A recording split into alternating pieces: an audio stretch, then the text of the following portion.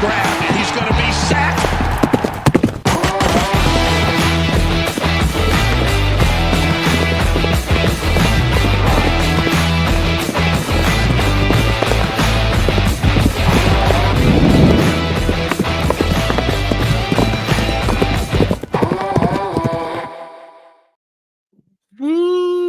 Let's get it, baby. Welcome I should shotgun this beer. 4. Let's go, everybody. We have a wonderful episode for you guys tonight. So y'all be sure, join the chat. This is going to be fun.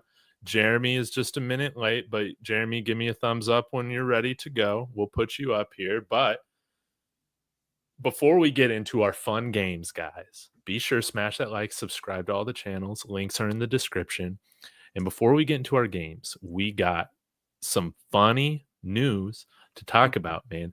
Russell Wilson exposed, suing the Broncos for what? Oh my God. We're going to talk about this a little bit, then get into regular Broncos talk. But, Mark, you volunteered as tribute to kind of break down this situation for us. I find this hilarious, but if you're not familiar with it in the audience, Mark, break it down for us. Yeah, man, crazy. Just as we just finally got over all the cap situation with him and getting him off the books and finally moving on after what ended up being a terrible, terrible divorce between Mr. Unlimited himself and the Broncos. Well, a report came out today from Pablo Torre that talked about before the Broncos made a trade for Russell Wilson, right? So there was kind of according to Russ, there was some negotiations talking about how he wanted and he had requested a 7-year fully guaranteed contract of $50 million a year, which would have been a 7-year, $350 million contract. And he wants it fully guaranteed. And apparently he thought the Broncos said sure. And then once he waived his no trade clause, went to the Broncos, then he said that the Broncos apparently got cold feet, which is just absolutely psychotic. Anyways, long story short, we didn't get it. We didn't give him that. We still gave him what ended up being a terrible contract that we are, in the last year of having to deal with after 2 miserable seasons here. But it's funny, man. I look at it like this dude, something's got to be wrong with Russell Wilson. Like, I'm all for the positive thinking and, always trying to be optimistic, right? I think it's a beautiful thing. But sometimes you got to live in reality. Russell Wilson hasn't lived in reality in God knows how long. This guy, just as early as, what's today, Tuesday? I think on Sunday or on Saturday, he was talking to the New York media somewhere after some event. And he said that, what's the receiver's name? I always do this. Malik Neighbors. Yeah. He said, Malik Neighbors is the main reason I chose to come to New York. Let me give you some breaking news, Mr. Wilson, Mr. Unlimited. Nobody else wanted you, dude. You didn't have a choice. You just went to New York because everyone else said you suck. You know what I mean? And yeah, I don't know if it's Sierra's fault. I don't know if it's the CTE. I don't want to go down that path. But Russell Wilson's a little bit out of his mind, man. And he got Sierra's goodies, right? But George Payton, even though he gave him a bad contract, he said, not my goodies to Mr. Russell Wilson himself. So that is the Russell Wilson story. If you guys have any comments or anything that I forgot to add, please let me know, or obviously join in the comments and let us know what you guys think too. But yeah, Kodiak, what are your thoughts on this? Then we'll get to Jeremy's. Man, this is just absurd. When I think about the Russell Wilson tenure with Denver, it's just all been a complete mess. Like, the most exciting part about trading for Russell Wilson was the day we traded for him, and it's just been all downhill since then. Obviously, we were going through a lot of turmoil at the time, and obviously, we were going through an ownership sale and whatever, and the Bolins didn't want to have to shell out like $350 million because, when you sign people to those guaranteed deals, you do have to put it in escrow. So I don't think a family on the way out ever would have signed off on that. But, man, he said that the Broncos got cold feet. I mean, if they weren't going to pay you that, who was? Like, who was, honestly? And, this is part of the reason. There have only been 3 teams that reportedly were in on Russell Wilson that offseason, and they were the Eagles, the Commanders, and the Broncos. And all these teams are in such a better place now than, even we were when we traded for him. And The Eagles and Commanders obviously made the championship last year. So, man, it just shows how much of a mess that this has been. Once again, I'm all a part of I like the positive thinking. I get it. But he is a walking, talking brand. And it's just like all the stuff that he's did last year, the smear campaign, like big, mean Sean Payton benched him and then led the Broncos to the playoffs. Yeah, I don't know. It's just been a wild ride, to say the least. Now we're off of Mr. Unlimited Lid's wild ride. And maybe he is electric with Malik Neighbors for 4 weeks before he gets benched for Jackson Dart. So, yeah, that's all I have to say. Jeremy, what you think, man? Mr. Delusional. Delusional. Dude. Insane asylum. Let's ride. Yeah, I don't understand, dude. Like, I mean, I guess you can ask for whatever you want, right? Like, I would like 350 million guaranteed at my job too. Why not? Let's go ahead and ask for it. But I mean, the fact that he's still got his own office upstairs, he still got the contract he did. I mean, gotta hand it to him. I mean, I don't know what happened between 4 weeks. Wasn't it like 4 weeks left at the end of the Seattle tenure to like wherever he has that now? I don't know what happened there, but I don't know. I'm just glad he's not our problem anymore. But when you hear stuff like this, it is just, it's wild times. It is interesting. I almost wish that we had, I forget what the cap hit would have been like, but man, we should just let him go after we fired Nathaniel Hackett and all those guys. But what I find interesting is that, when Sean Payton had benched him and then Russell came out, with this lawsuit about, or how the NFLPA was looking into benching him for the non-injury guarantee or whatever. So I don't know if this lawsuit was different, suing the Broncos for colluding with the rest of the NFL for not giving him a guaranteed contract, but I'm happy that he lost this. Judge found him or the Broncos in no wrongdoing, but I think it goes to show just the temperament of Greg Penner, George Payton, Sean Payton, and the rest of the front office, because if I was in charge and Russell Wilson through his media team is starting to leak all this stuff and, say, this is how they're handling the benching, we're going to have the players union look into it, man. Like, and I would have gone out right there and said it. Well, you were trying to get 50 million guaranteed over for 7 straight years, worse than Deshaun Watson. You were holding us hostage and all this stuff. And it just shows like the, I don't know, just the temperament and wisdom they had to bite their tongue on it. And then, let the football gods do their work, because now it comes out through this Pablo Torre report. I find this very interesting, vindicating, and just hilarious at this point, man. I just find it entertaining. I know some Broncos fans probably get sick of, the Russell Wilson videos, but that man embarrassed us more than Josh McDaniels ever did, man. Him and Nathaniel Hackett. So that's how I feel about it, man. Well, he got his fully guaranteed contract this year. So 1 year, $10 million. I don't even know how he fleeced the Giants for that, to give him a fully guaranteed contract. But they said, all right. But they're the Giants, so Yeah. There you go. Now we'll see how it works out. Before we get started on our games, before we get to rank and file, shout out to Eli Betts. He said, Russ's greatest accomplishment in Denver was that Subway commercial. Do not trigger our PTSD now. Don't do it, man. The danger wish traumatized me, man. That was awful. Why would you do that, man? But send in 1099 to somebody's channel, not mine. Maybe Kodiak's, Mark. We'll see when the revenue hits tomorrow. Gotta stay late for work tonight, so looks like you guys are keeping me company. Have a great show, fellas. Thank you. Go Jets, but really go Broncos. And Mark Ryan saying, I hope Russell gets benched every year going forward. And I feel the same, man. I'm bitter. I ain't ever gonna be over it. I'm just never fully gonna be over his antics. So I wonder what he did to like Mike Tomlin and the Steelers, if something's going to leak out about like maybe he made threats or he did something to prevent him from getting benched last year. especially down the stretch of the season. Because you could have easily made the argument like the Steelers, they're not going to go anywhere anyways. Maybe Justin Fields could have given him a spark. So I don't know, but shout out to Russell Wilson, man. Honestly, as much as I cannot stand him, he went from like being one of my favorite quarterbacks pre-Broncos to somebody that I absolutely despise. But you got to give it to him, man. He's got a good PR team and he got a lot of money.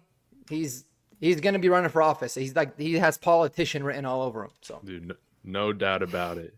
Quick one-liner. We'll start with Kodiak and work our way around. Who was worse, Wilson's stint with the Broncos or Rodgers with the Jets? Oof. I mean, this is a pretty good one considering you have to look at this from all angles.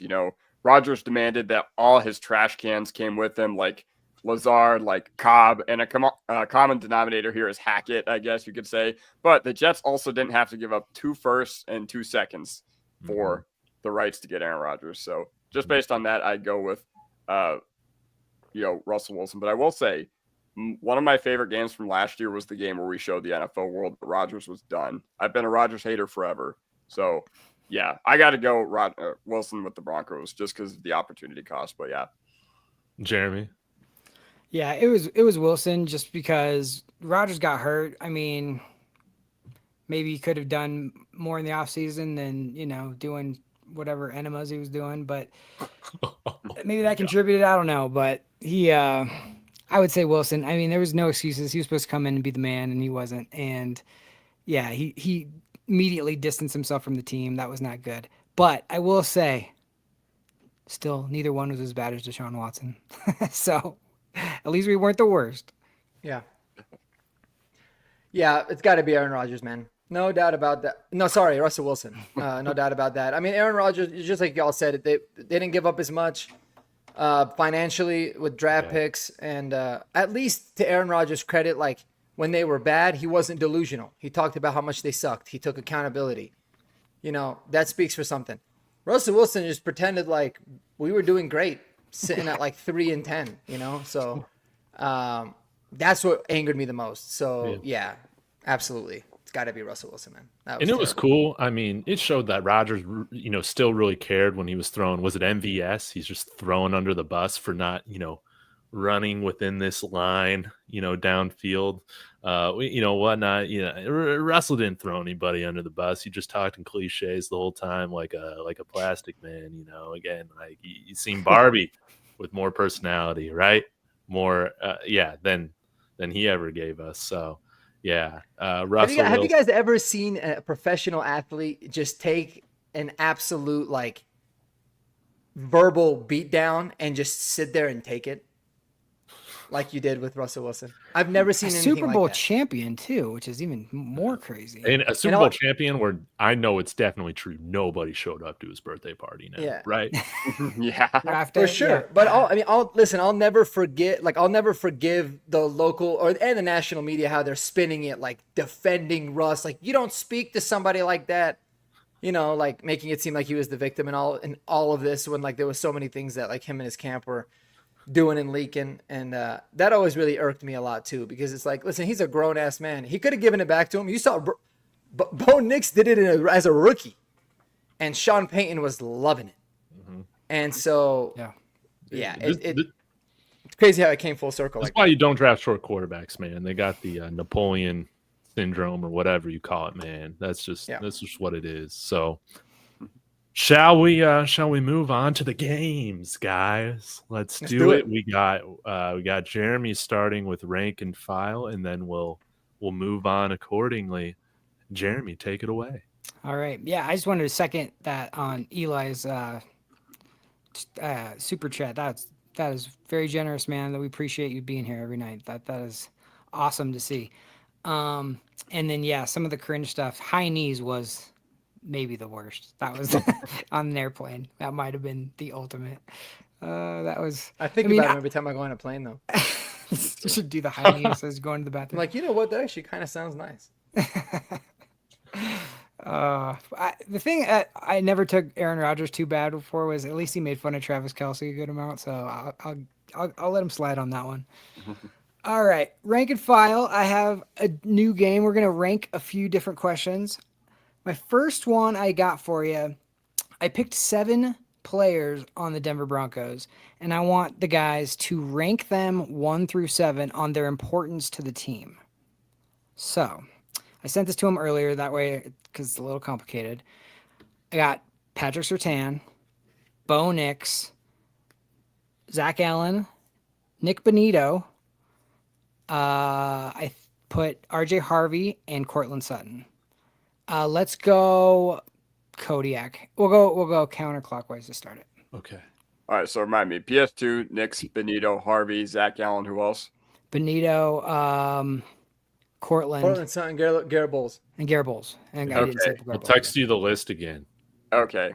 Now I think I got it from here. So, I would say that PS2 is still number 1, like just because he flat out is, the most valuable non-quarterback in the NFL, or at least he was rated by PFF as that. Even though they, for whatever reason, said that Sauce Gardner was a better cornerback, they were just like, "Oh, PS2 is the best, most valuable non-quarterback in the NFL." So that didn't make a lot of sense to me within their process. But 2, obviously we got to go Bo Nix. I mean, we've seen that if you don't have a franchise quarterback, you have nothing. How many years did we try to talk ourselves into Case Keenum, Teddy Bridgewater, all those retreads, and we were just like, all right, whatever. We'll find an answer later on. The rest of this team is so good, and we probably just massively overestimated the talent level on this team as well.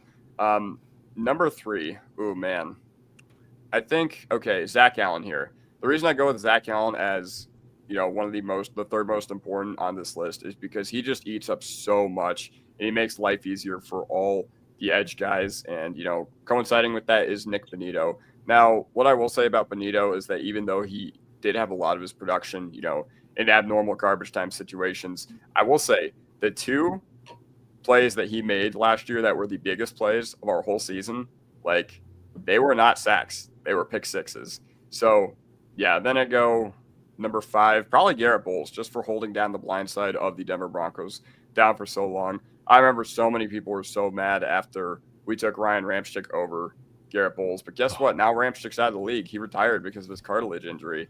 John Elway masterclass, baby. Yeah, exactly. And while you can't predict something like that, and yeah, I know Ramczyk was an all-pro really early on, I think we've made it out pretty well with the Bulls pick. Number 6, I'm just going to go with RJ Harvey here because now he's the future. Yeah. Wait. Sorry, you're at number 5. Well, he put Bonitto. Yeah. Oh, you already put me now. I'm sorry. Okay. I'm sorry. I'll shut up. No, you're good. You're good. Number 6, I'm going to go with RJ Harvey because what did we see last year with our offensive line?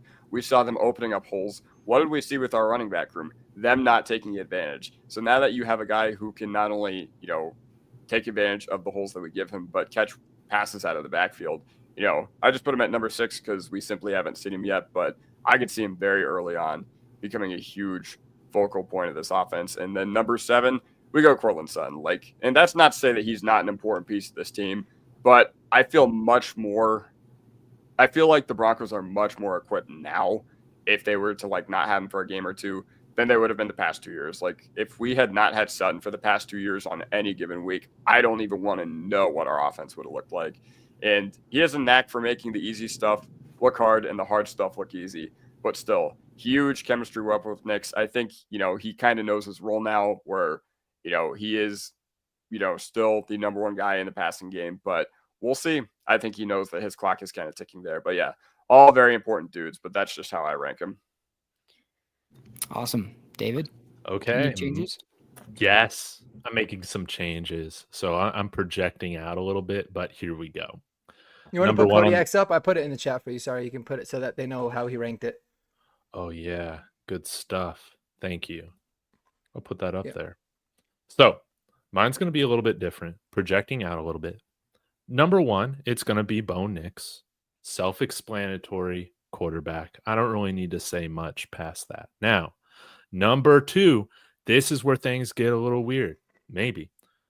I'm going to put RJ Harvey at number 2 because we didn't have a run game at all last year. We had the worst run game in the NFL from our running backs.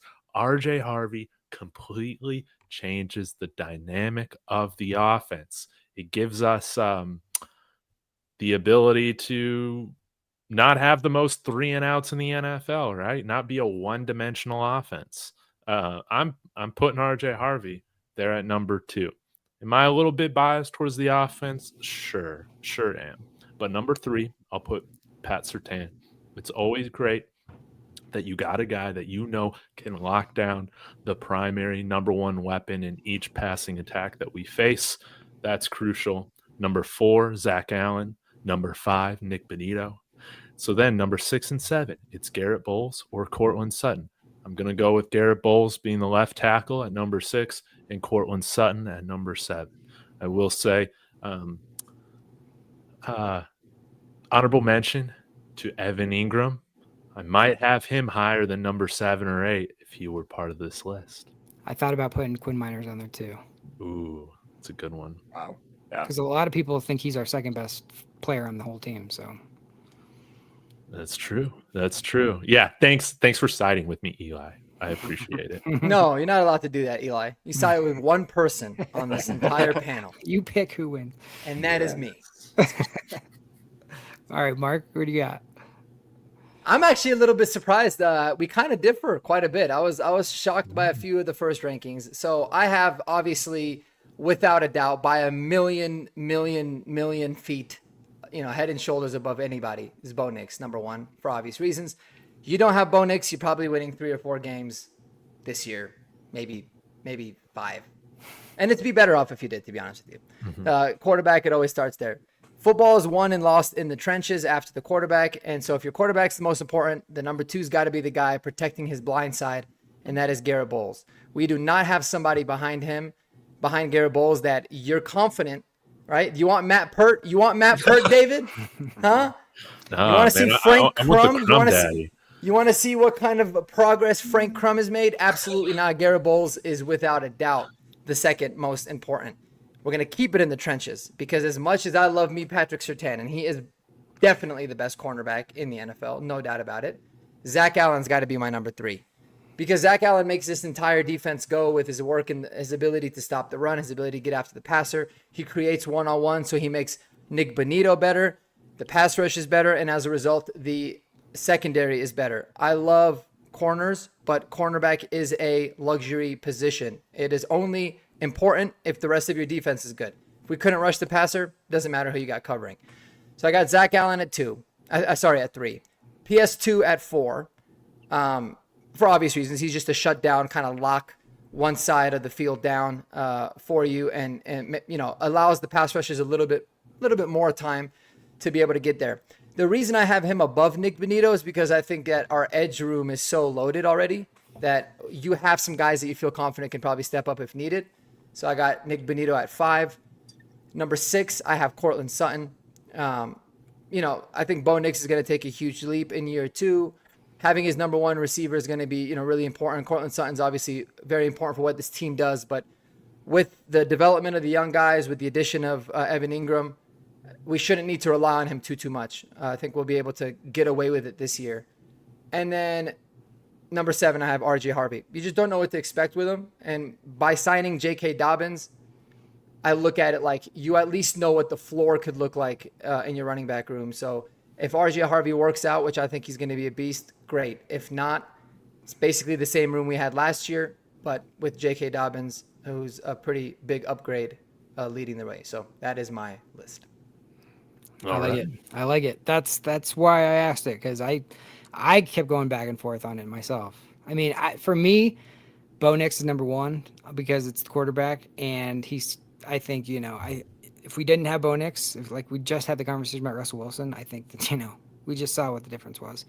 But yeah, after that, you really can make your own list, honestly. I'll put Patrick Surtain, he's the defensive player of the year, but you can make a strong argument. Do you need a left tackle or Zach Allen or your pass rusher or your number 1 wide receiver or running back? So, all right, that's awesome. Number 2, my question, rank. And I'm going to do this clockwise. I'm going to start with Mark because I think Kodiak kind of did a video like this. So it was in honor of him. But rank 1 through 4 on who is the most responsible for the Denver Broncos revival. We got Sean Payton, George Payton, Greg Penner, or Bo Nix? And we'll start with Mark. This one I spent a little bit less time on. The first one that got me, I was like thinking a lot. This one was a little bit more easy for me. I got Greg Penner as number one, in my opinion. I just think it always starts at the top. You see what ownership can do when you empower the football guys to do their job. You give the resources needed. He came in, he flipped everything around right away. Number two, I am going to say George Payton. George Payton ultimately did bring Sean Payton in. He righted a lot of his wrongs, if that's even the right way to say it, which I think should be, is very commendable of him. I think it's something that not a lot of people in his position would do. He hired Hackett. I get it. He got rid of him right away, and he ultimately did make the play and go get Sean Payton and give up the second round pick when we basically had no, draft picks or anything at all still. So it would be him. Sean Payton would be the obvious number three in this case because, he's just kind of next on the list. And then number four is Bo Nix. Now, obviously, once he came in, Bo Nix has probably a higher impact than almost any of them except maybe Sean Payton. But he's not here if Sean Payton, George Payton, and Greg Penner are not there. So that's how I have it. Okay. David? I will fight you on this, Mark, and probably everybody else. But I'm going to give the most credit to the number one star of the show, our coach with a huge ego, but I love him. That's how you want to have it, is Sean Payton, man. This guy came in here, completely changed the culture now. Does that have to do with Greg Penner as well? But you can see, even if you're willing to spend all that stuff, you got to find the right coach to make it happen. Sean Payton's done that, man. He's turned around the culture, the vibes. He's got swagger. And, he reminds me of Mike Shanahan in some ways, to where can be an unpleasant guy. He's arrogant as heck, but he'll win you a lot of football games, and he's right way more often than he is wrong. So give me Sean Payton. After that, I will say Greg Penner, because it was ultimately his decision to hire Sean Payton. Now, I know that sounds a little backwards, but Sean Payton's doing the majority of the work on this. That's how I see it. Then, number three, it's Bo Nix. You need a quarterback worth a damn to make any of this work. And lastly, I give George Payton number four. Still responsible for this, but I put him at number four because without Sean Payton, his draft picks weren't developing, baby. No way at all. Sean Payton had to make those draft picks work and hit. I like it. I really like it. All right, Alex, go ahead. Wow. So nice. We'll do it twice, David. Exact same list, but let me just go down. I don't want to say the exact same stuff you did, but talking about Sean Payton and why he's my number one, well, he's just given us everything that we have not had with the Broncos over the past few years. He overhauled the strength and conditioning program to the point where we have gone from the most injured team in the league to now selling our injury data to free agents who are coming off injuries, high-profile free agents too. And, he also brought in all the position coaches. When we talk about George Payton's picks not really developing and taking a little bit to see the vision, who are the guys that have really made those picks and that vision come to light? Zach Strief, Jim Leonard, Jamar Cain, Davis Webb, and all that. So, with Sean Payton, he just did so much for this team that I got to give him credit for. And the fact that we finished with an 8-9 record after giving up 70 points in the very same year, just an absolute masterclass from Sean Payton. Now, talking about Penner, there is no Payton without Penner. And he forced George Payton to trade assets for Sean Payton as well. But, he's willing to put in the work. He's willing to invest into the team and, get a better product on the field as a result. Obviously, with our new facility coming. But also, during the year, they're willing to spend thousands of dollars just to make sure the playing surface is safe for the players as well. Obviously, Bo Nix, when he came in here, the fortunes of the offense and the franchise turned around like that. And that's why it's such an exciting time to be a Broncos fan, because through all the times that we were in quarterback hell and purgatory, guess what? Your minds need to get out of there. They're not there anymore because we have a guy like Bo Nix. And it remains the question of how high is his ceiling, which is really, really exciting. And George Payton, not to say that he wasn't a part of the turnaround. I do give him his props as well, but he kind of put us in the hole. Like, I'm not going to pretend like he did everything perfect as well. But you know what, George Payton, he still deserves his credit for, picking Bonitto, picking Mims, picking Allen and everything, or signing Allen and righting all the wrongs, as you guys have alluded to. So yeah. Yeah, I'm gonna actually. It's gonna be 3-1, Mark. I'm sorry. That's how I would rank him too, honestly. I just think because Sean Payton is like the guy who's running, like a good owner, like does all the things that Greg Penner's doing. He's taking care of making sure everybody needs whatever they, he's empowering everybody. But like the decision to bring in Sean Payton was his best decision, and the fact that, like we talked about last time, the ability to make a mistake, maybe like a bad hiring or a bad signing, and be able to move on from that quickly is huge. But Sean Payton he's the guy that identified Bo Nix as the guy he wanted.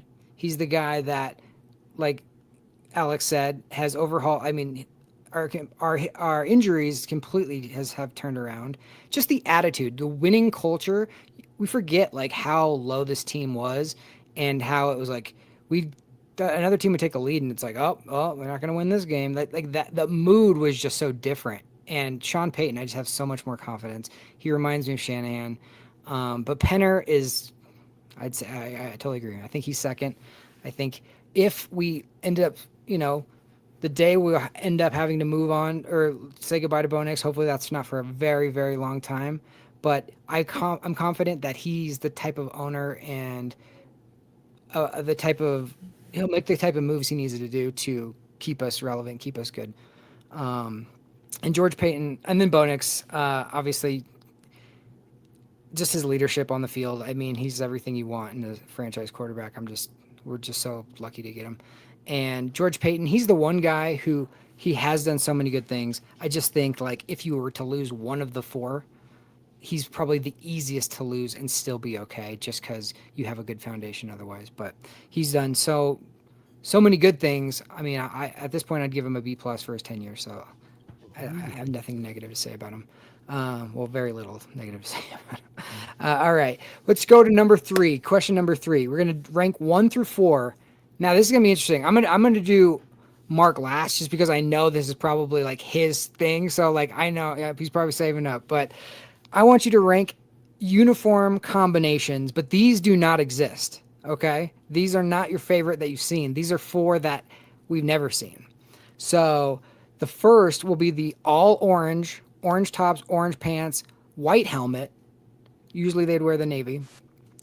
You got the all white everything. I want white jersey, white pants, white helmet. Then you have the all midnight everything. Blue helmet, blue jersey, blue pants. Or you got the road throwbacks, which we have yet to see, and I hope we can see those this year. The white throwbacks with the blue helmet, white pants. We'll start with David since he hasn't gone first. Then we'll go Kodiak and then Mark.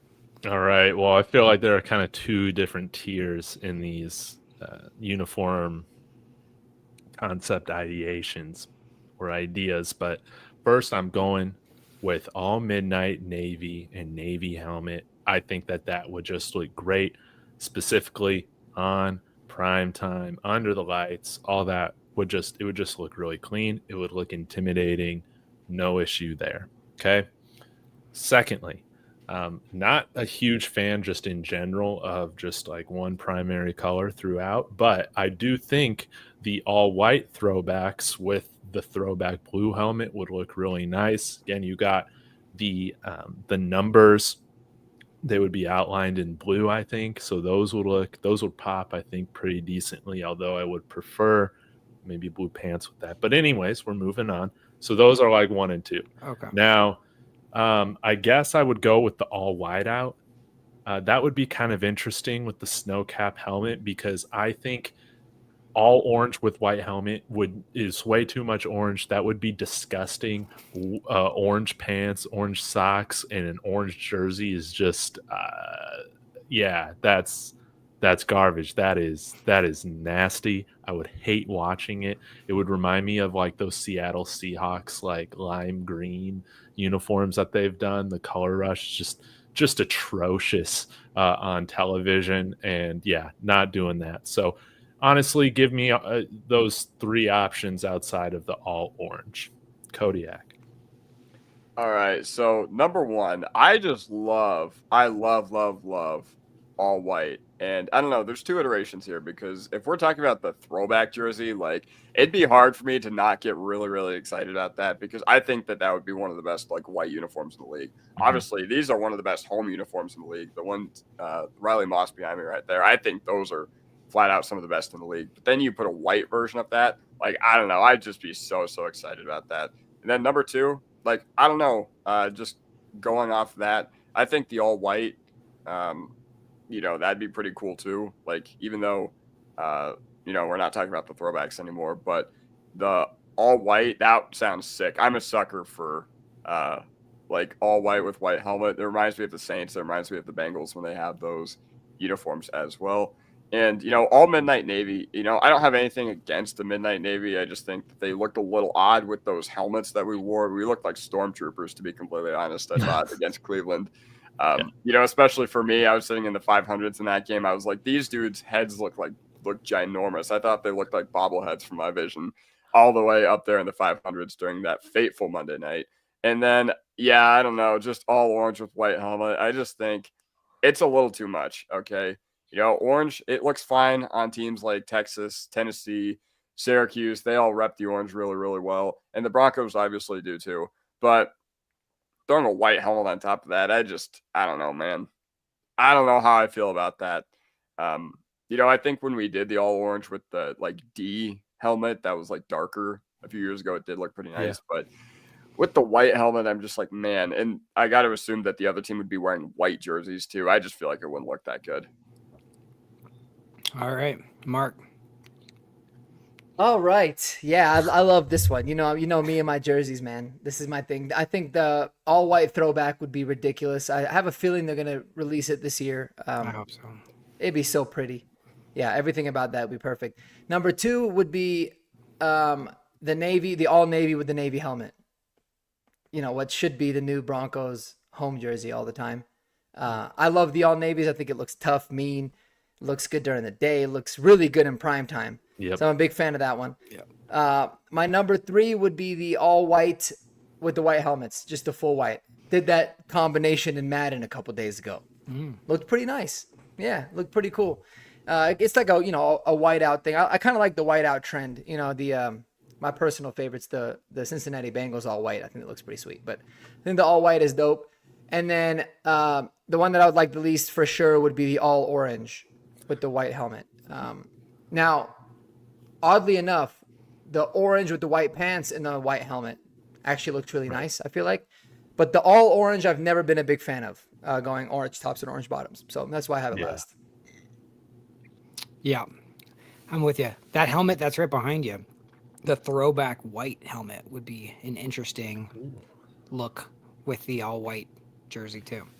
It would be. All right, well, that's it for. I think I pretty much down the line with you, Mark, on that one. I think I'd go throwback, blue, white, orange as well.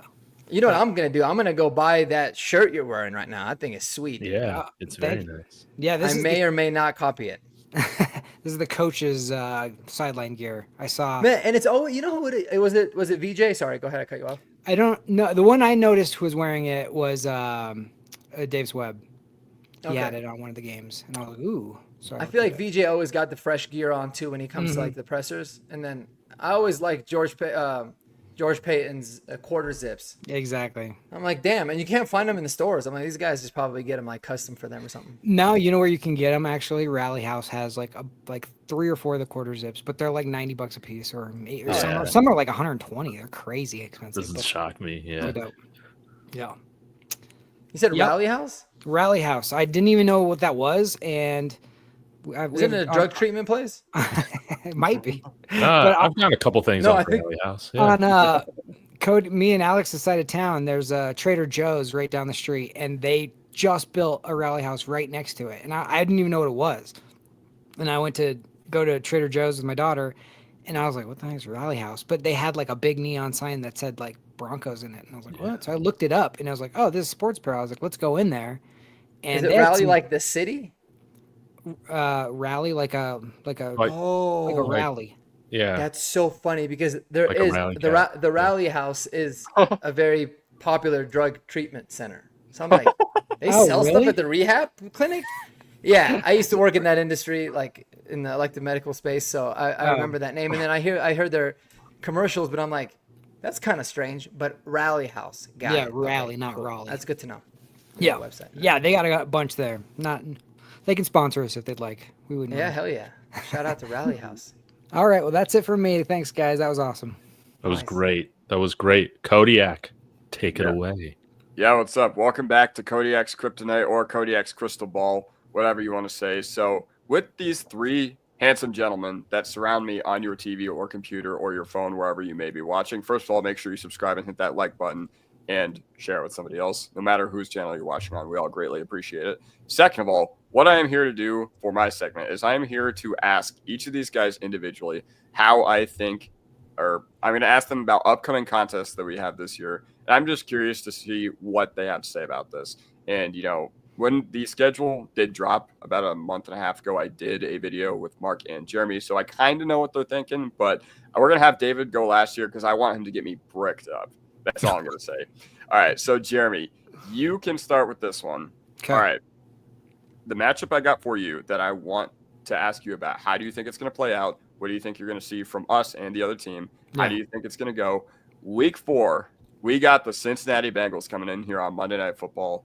You know, primetime heater early on in the year, rematch from the Marvin Mims miracle game from last year where we ultimately couldn't put it away in overtime. What you thinking about that matchup as of right now? I want this to be the Riley Moss revenge game. He was coming off an injury. He had to go against T. Higgins. It was like, man, it was baptism by fire coming back from that injury, which was, if I watched the highlights again of that, and that knee injury looked so bad. That's the game that I'm very excited to see. They paid all the money for their offense, and we have gotten a lot better even on defense. So if we're healthy going into that game, I think our defense is gonna be licking their chops to trying to get after Joe Burrow and those boys. So I like our chances on that one, honestly. I think if we can put up into the 30s, even high 20s, I think we're gonna win that game. I do, and I think Bo Nix is. I think. As much, I don't think he's scared. You know that he can feast on the Cincinnati Bengals, and I don't think those were fluky passes. That Marvin Mims catch was a thing of beauty too. So yeah, I'm excited about the game. It was. Mark, any thoughts? No, I agree. I think this is the revenge game, in my opinion. This is when you're going to see the impact that Jahdae Barron will have on this defense, how we can now cover everybody anywhere.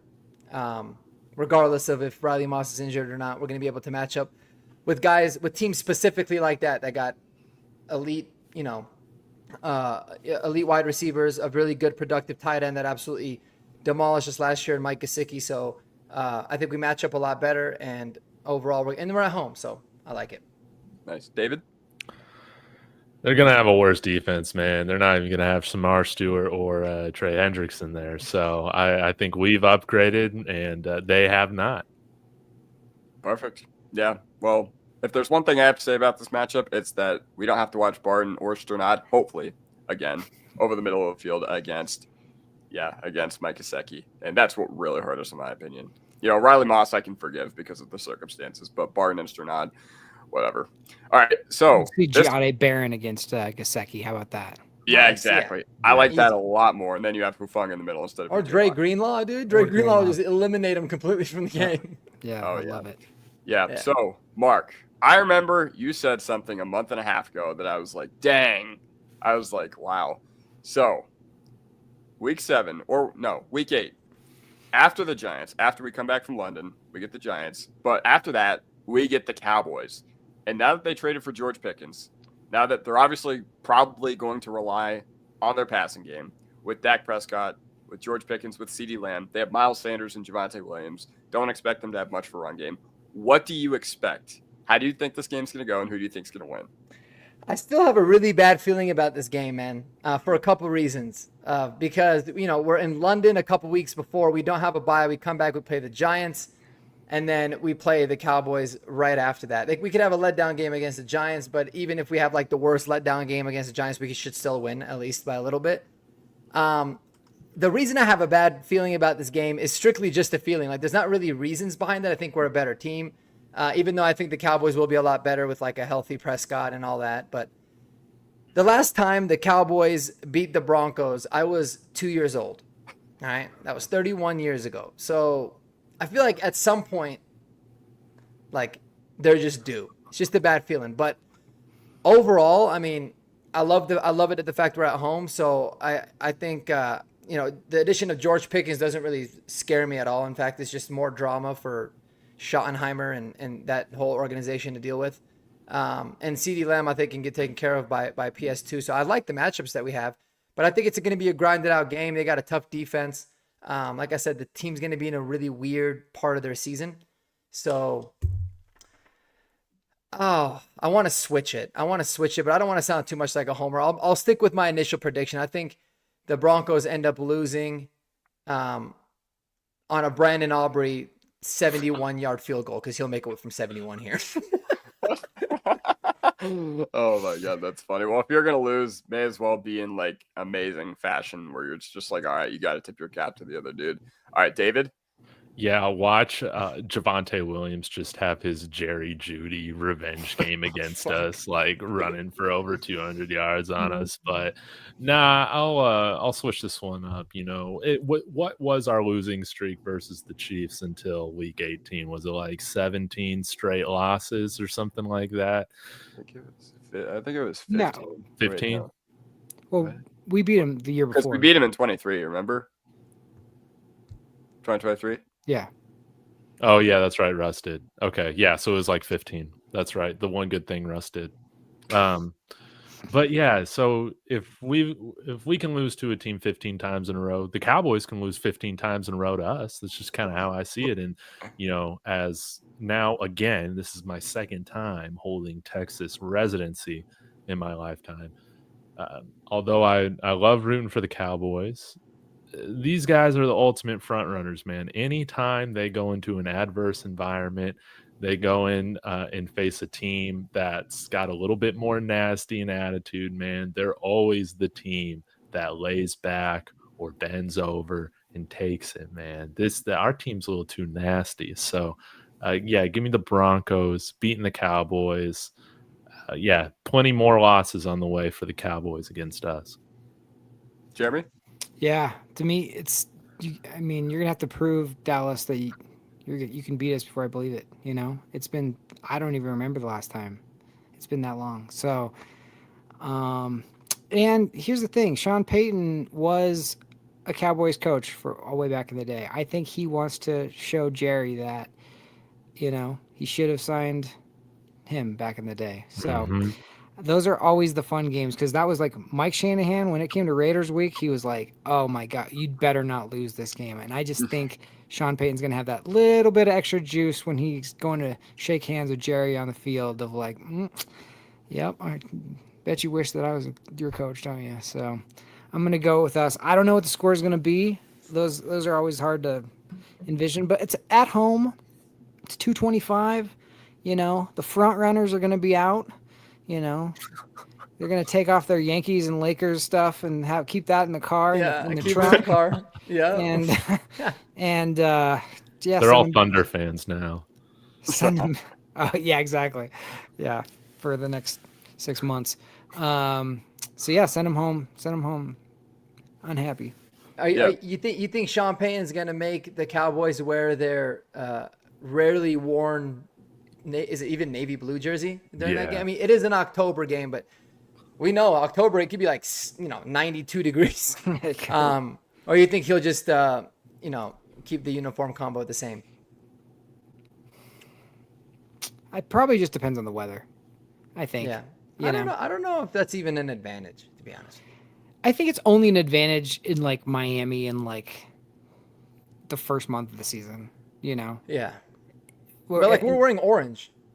at home. I guess on the road, and on the road we wear white. So if they made us wear our home jerseys, it'd be orange. It's not like it's that dark. So I think we're good. But Yeah. I guess for the Cowboys, it would make a difference, maybe. Yeah. Right. Yeah. Either way, like the past 2 times we played the Cowboys, I've expected us to lose. 2017, remember, I had Zeke. The year before, I had an amazing rookie year. And guess what? Completely shut him down while he was in the midst of his suspension, like drama.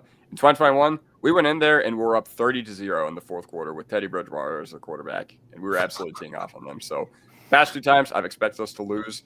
And we've completely blown their doors off. 8 straight times. Why not make it 9? All right, David. Exactly. You ready? Get me bricked up. Please, I'm relying on you. Please.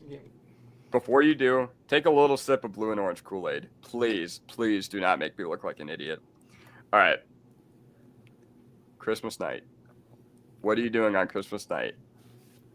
Obviously, we're going to be watching the Denver Broncos in primetime against a team that has had our number for so many years. What you thinking? Dude.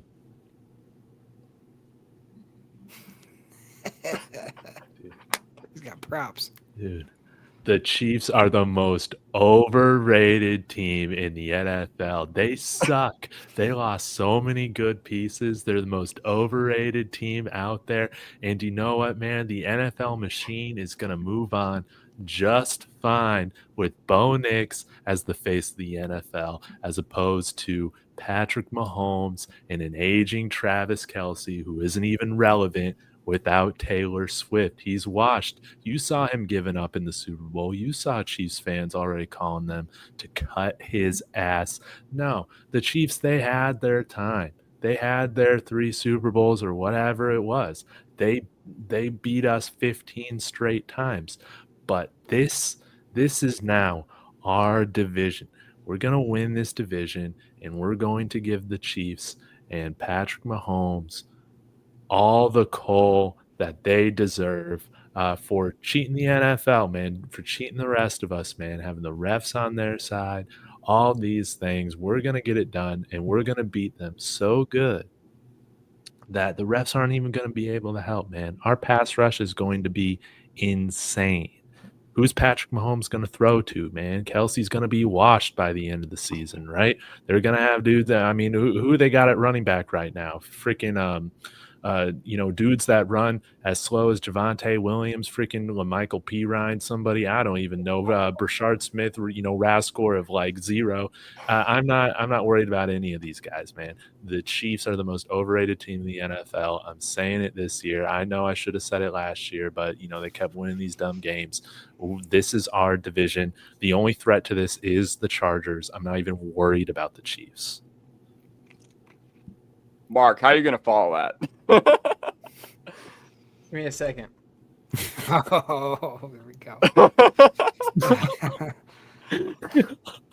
All right, we rolling. Hold on, I gotta move this thing. Sorry. Anyways, you know what, man? I hate this game already. Even if we end up winning, I feel like I'm still gonna hate the game. They were ruining my Christmas.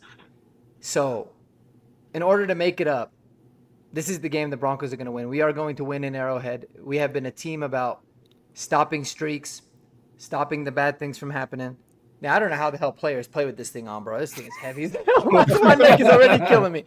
Anyways, that being said, I think that the Chiefs do beat us at home earlier in the season, but we beat them pretty badly on Christmas in Arrowhead to clinch the AFC West. This is our year, man. I agree with David about a lot of things. They are very overrated, and they've had incredible luck with a lot of different things.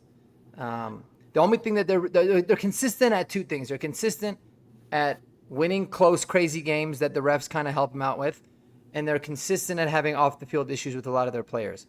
I expect for that to continue. I think that this could be the year, for the first time in Patrick Mahomes' career, that the Chiefs maybe don't go to the Super Bowl.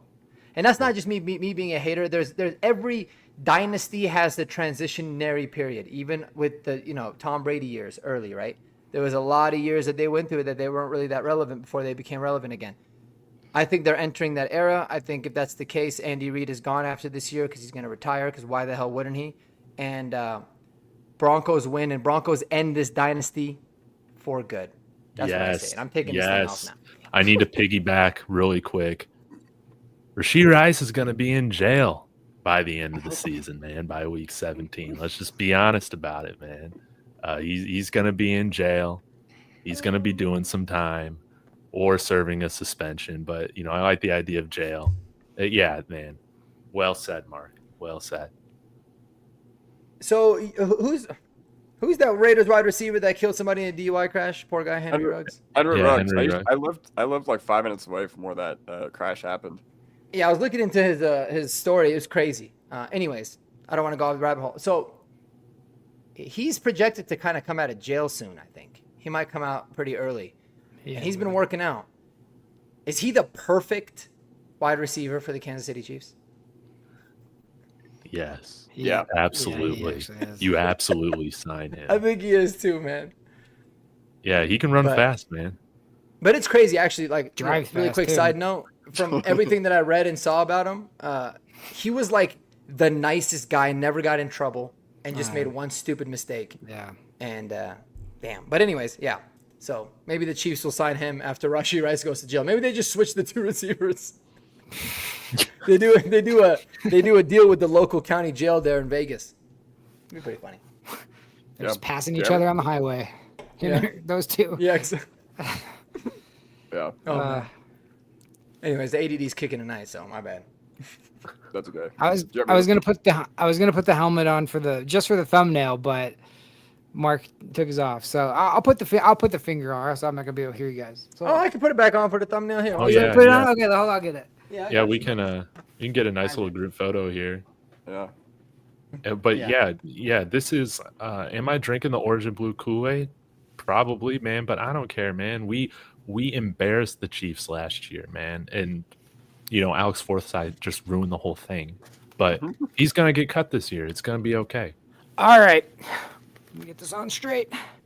All right, Bro, these things are Here's the thing. Here's the thing I like about this game is when Bo Nix looked into the eyes of, I think it was the Raiders. I think it was Crosby, but I'm not sure. Yes. And he was all like, "I'm not afraid of anybody or anything." That's the moment when I was like, "Oh, we're coming for the Chiefs.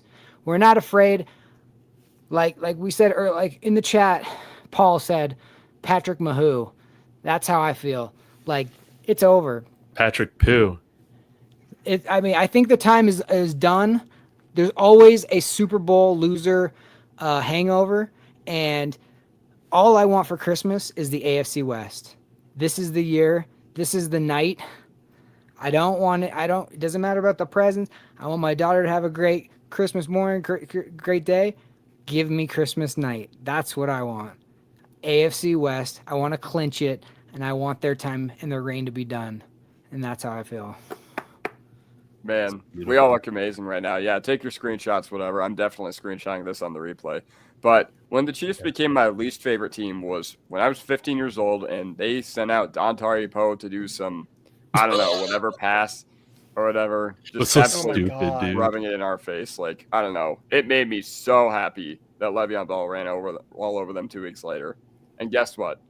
Now we're going to get our revenge this year. We match up with them so well. And guess what? What a way to win in Arrowhead for the first time in a decade, to put the nail in the coffin of the Chiefs dynasty. Mm-hmm. Mm-hmm. What's the most ideal scenario, like way to win, in your opinion, Kodiak, that game? Blocked Harrison Butker field goal. Dude, you're not lying. I'm so happy that you said that. 1,000%. How amazing would that be? Yeah, send his ass back to the kitchen. Yeah, dude, if we blocked their field goal to win the game. Yeah, their backup center gets completely pancaked on like a 35-yard chip shot. Holy shit. You know Darren Rizzi would be jacked up. That dude is all cracked out all the time. I love it. Like me. I love it. All right, well, thank you guys. That was a pleasure. Yeah, we owe them one of those, so that would be delicious. That was beautiful. Okay, well, I'm excited for this segment. It's called The Hill I'll Die On. I know we're a little pressed for time, so I'm just gonna cut this down in either to a player or a coach. You guys can choose. Okay, Hopefully we don't have any repeats. But the hill I'll die on is, what is a Bronco whose time might be looked down as like negative out here, like a Jerry Jeudy. Now, I'm just going to say flat out, guys, I don't want to see one answer, Jerry Jeudy. We all hate Jerry Jeudy, so we're not doing that here. We're not talking about Jerry Jeudy, but as a player like that you will defend endlessly, or a coach for his time here. And I'll expand it to say maybe just a player or a coach who is underappreciated or isn't talked about enough. I guess we'll start with Mark, and then we'll work away around the horn. God damn it. Do you not want to go first? It's not that I don't want to go first. I just can't think of one. I know that there's a few, but I can't really think about it. But okay. Well, we can come back to you. Yeah, if anybody else is ready to go, please. Yeah. Jeremy, Kodiak, do one of y'all have a name? Did one of y'all prep for this freaking show, this professional show? Yeah, I got a name. Go ahead. Okay. All right, listen. I know that when Brock Osweiler left us, everybody was pissed, and they had every right to be pissed. But here's the reality of the situation. Like, the Broncos just weren't willing to offer him anything more than the Texans were. I think the max we offered him was like 3 for $45, which is like pennies for a quarterback now. But I think after Super Bowl 50, Elway should have literally said, all right, we have literally no leverage here. What number do you need? Yeah. What number do you need for us to pay you? And I think, Simeon did great in 2016, and I'm not going to say that Osweiler would have done anything behind that porous offensive line. But listen, Osweiler, he just did what he was, going to do. The difference between our offer and Houston's offer was $27 million, and you'd be a fool to not take it. Now, Osweiler has kind of redeemed himself. Like last year I was at the Broncos Colts game, and he planted the flag at the South Stands and got the game going for kickoff or whatever. Then he actually came back to the Broncos a year later. So I don't know. I don't fault Osweiler for what he did. Granted, when he did come in here with Houston, and I was at that game on Monday Night Football in 2016, I booed the daylights out of him. But I don't know. Let bygones be bygones. That's what I'm trying to say. Dude, that was a great answer, man. I didn't even think of Brock Osweiler, and I might even go as far to say, I think we definitely would have had a shot at repeating had he just been the quarterback the next year, man. Kind of like a Bubby Brister type of thing instead of, but they went with Brian Greasy and we went with Trevor Siemian, whatever. But yeah, Elway screwed the pooch on that one. He did. Yeah. I didn't even realize, David, I didn't even see that you sent it in the group chat earlier. So yeah, the dog didn't eat my homework. I just didn't see it. My bad. I was was I prepped for this? Did not see that. It's okay. I was so worried about the other stuff that we were talking about. Yeah, my bad. In case you guys don't have an answer, I have another one. I got one. I got one. I went to. Go ahead. Now I have a few, but because you went quarterback, I'll go with another quarterback. I feel like this quarterback was treated unfairly, and there's a very famous photo or moment with him of flipping off some people yelling at him. And that man is no one other than Jake Plummer. Jake Plummer did not get the love he should have gotten. He came into a very, very difficult situation on the heels of Elway and then Greasy not working out. And now here comes Jake Plummer to revive us. And not only did we have great seasons under him, and yeah, did he have a F-it mentality sometimes where he was throwing into triple coverage and maybe, but you know what? Every time I listen to that guy talk to this day, he always pumps me up because he loved competition. He played for the other guys. He didn't play for fame. The dude drove a Honda Element. He had a beard. Everything about him was just this is just a dude. This is just a guy that if you met him on the street, you would never know he was the king of Denver for a little bit. And he was discarded for, a shiny new object in Jay Cutler, and we did him wrong. And I'm so glad that, history has looked kindly upon Jake Plummer. But Jake Plummer, very, very underrated and didn't get his due. Sorry, Mark, if I took your guy. You Dude, did. that was great. You totally took my Dude. guy. I got his mushroom tincture right here. You know, Oh, there shout you out to Jake Plummer. You want to sponsor the show? Come on now. Bo, come on now. I would love to have an interview with Jake Plummer, man. Jake Plummer. Dude, he seems like such a cool dude. just, yeah. Dude, I want to go to Meow Wolf with him. You know what the biggest baller move of all time Jake Plummer had is when the day he decided to retire, it was at the Denver Athletic Club. He was like, oh, I guess I got to retire. He just tells the media, he calls a couple of his friends in the media, hey, I'm going to do a press conference in 45 minutes. Come down. He comes off the handball court, says, yeah, I'm going to retire, goes back and plays handball. Like, what a freaking, like, that to me is like, that guy's just living how he wants to live, and he doesn't care about anything else than that. And you got to respect that. Mm-hmm. Mm-hmm. Mark, you No want me to doubt. go first? Or No, are you I'll go. scared of I'll me? go. I Okay, got the underappreciated one help for sure. There's a lot of guys that I feel like I loved, but they didn't end up going elsewhere that I can think of that I was like still rooting for them. A lot of them just retired. I think one of the most underrated players in Denver Broncos history that gets no love because we were so good. We had the most dominant defense, arguably in NFL history, in 2015 when we won Super Bowl 50, and that is Darian Stewart, man. You talk about somebody that was under the radar, right? We had Talib, we had Von Miller, we had, the whole shebang, Chris Harris, Derek Wolfe, everybody. But Darian Stewart, all he did was knock people the hell out and make plays. He was huge in the Super Bowl. He had 2 PBUs. I think he recovered one of the fumble or forced the fumble, the one that I think TJ Ward recovered. He had a sack. He was making plays all game. Never got any love. Stayed with the Broncos for like a few more years after that through a lot of the bad times. Was always making plays.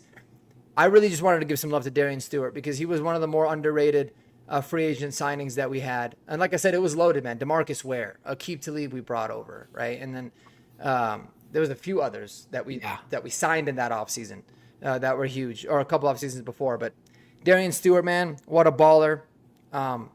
Awesome player, super overshadowed. And he deserves his flowers. Can I piggyback off that real quick? Yeah. Another guy on that defense who I always loved and was another guy like Darian Stewart who just never got the credit.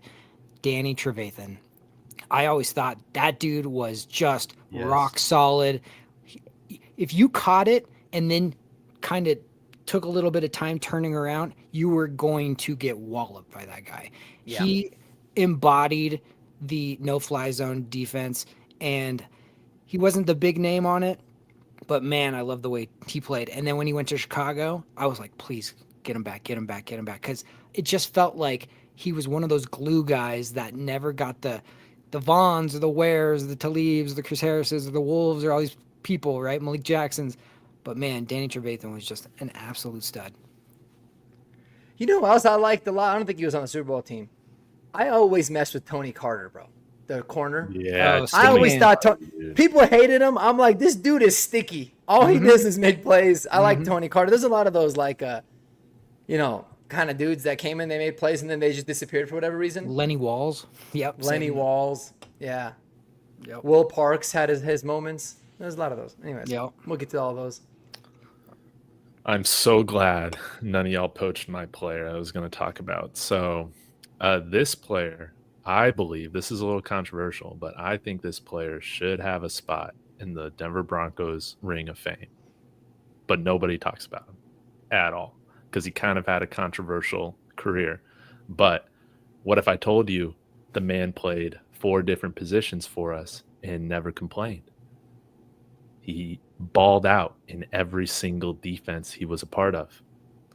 What if I told you these are the top 5 tacklers in Denver Broncos history? Randy Gradishar, Steve Atwater, Dennis Smith, Carl Mecklenburg, Simon Fletcher with 828 tackles. Unofficial number, but that's what's... this is according to Broncos Wire, but that's what's said. Only 2 tackles less than Simon Fletcher at 826 tackles in his Denver Broncos career is DJ Williams, man.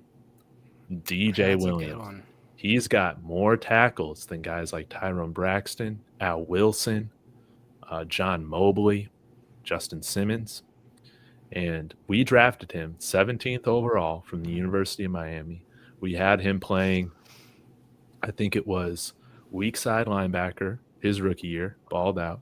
Then we signed Ian Gold. Then he moves to strong side linebacker.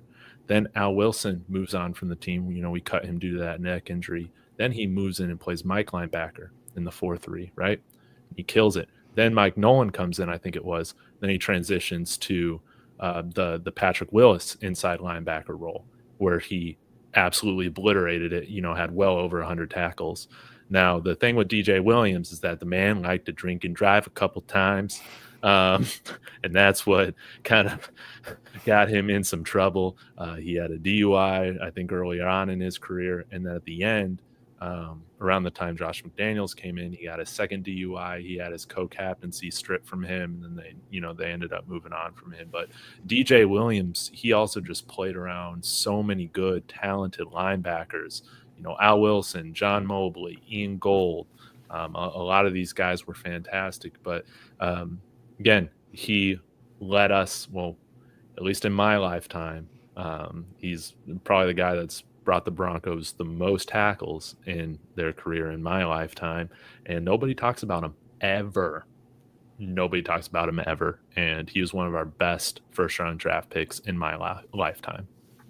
I got a story about DJ Williams. Really good one. Very good. First piece of Broncos news I ever saw, like when I was 11 and I didn't know anything about, like, oh, I can go on here and talk about this with people.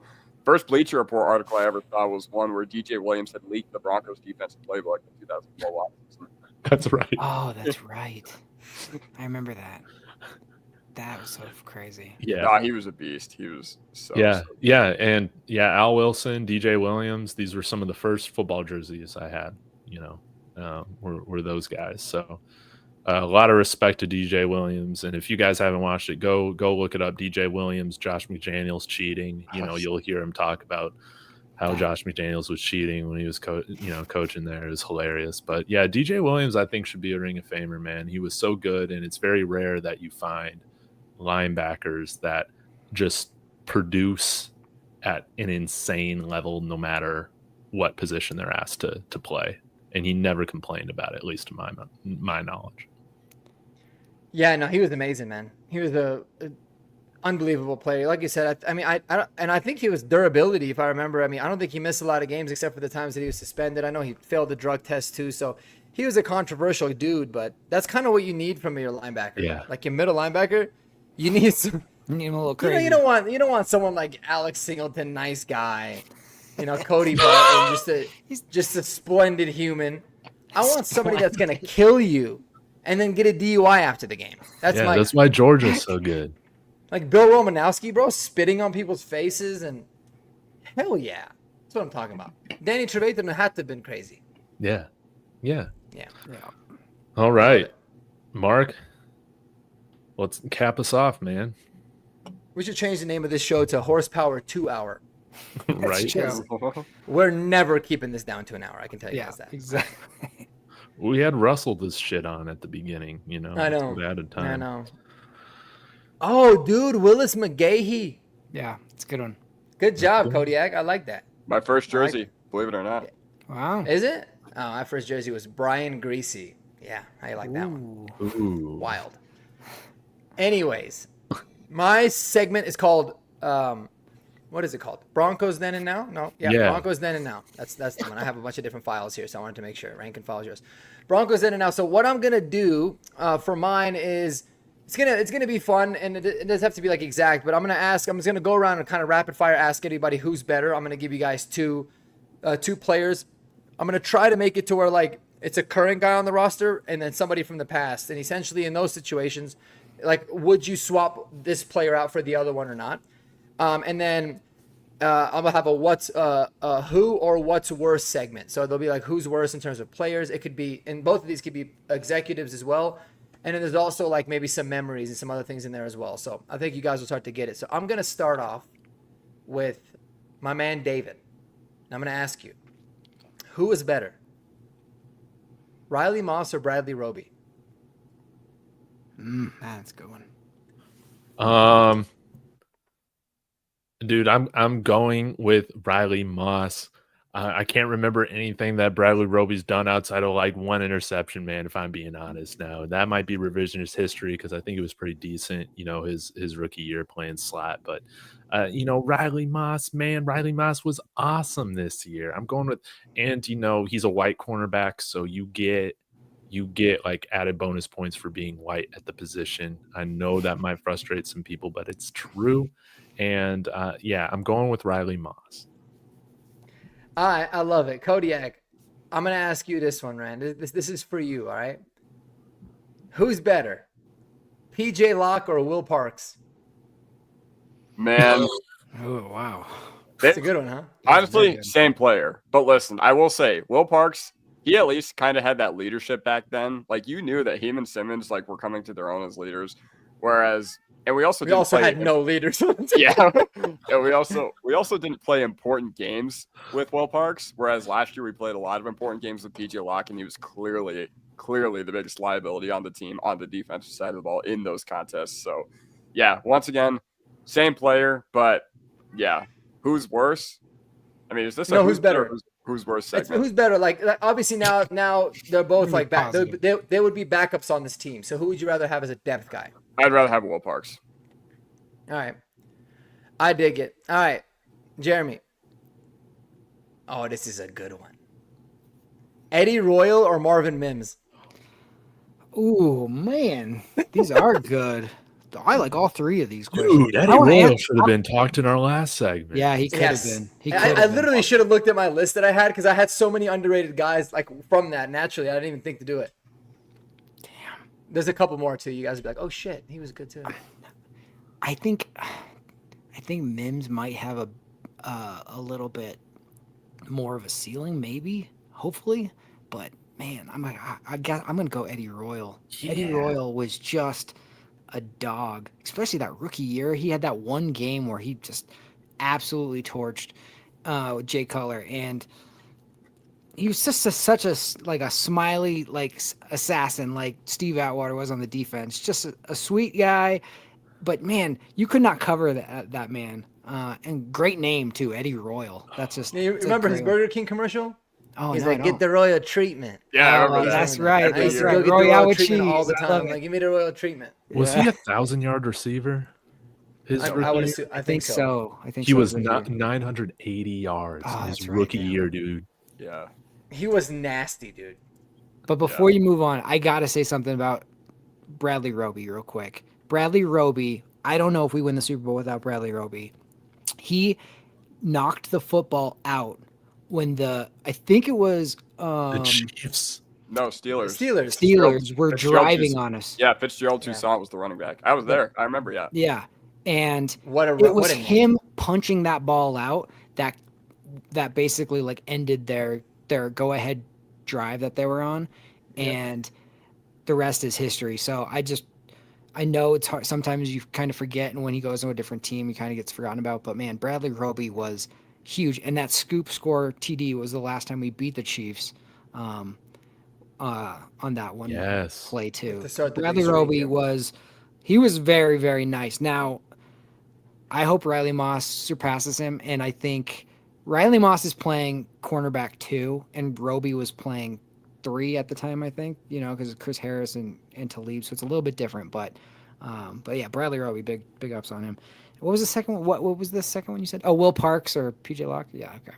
I'd go Locke, but Parks is the better special teamer for sure. But yeah, have I asked all three of you guys one yet? Yeah, you just did. Okay, so now I got one for the whole group. We'll do it that way.